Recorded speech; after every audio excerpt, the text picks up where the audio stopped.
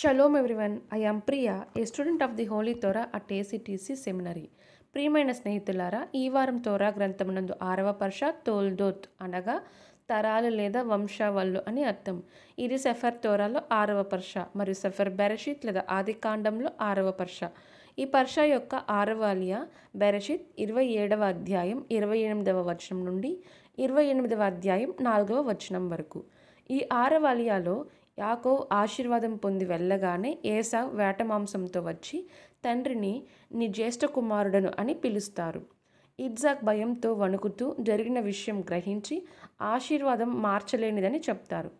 ఏసావు ఏడుస్తూ మిగిలిన ఆశీర్వాదం అడగగా ఇజ్సాక్ నువ్వు భూముల్లో నివసించు, కానీ ఖడ్గంతో జీవించి యాకోబుకు సేవ చేయి, ఒకనాడు ఆ కాడి విరిచివేయుదువు అని చెప్తారు. ఏసావు యాకోబుపై పగ పెంచుకుంటాడు. రిబ్కా ఆలకించి యాకోబును హారాన్లోని లాబాను దగ్గరకు పారిపోమ్మని ఆదేశిస్తుంది. ఇజ్సాక్ను ఒప్పించి హిత్తీల కుమార్తెలను వివాహం చేసుకోవద్దని, లాబాను కుటుంబంలో భార్యను తీసుకోమని చెబుతుంది. ఇజ్సాక్కు అబ్రహాం ఆశీర్వాదంతో యాకోబును ఆశీర్వదిస్తారు.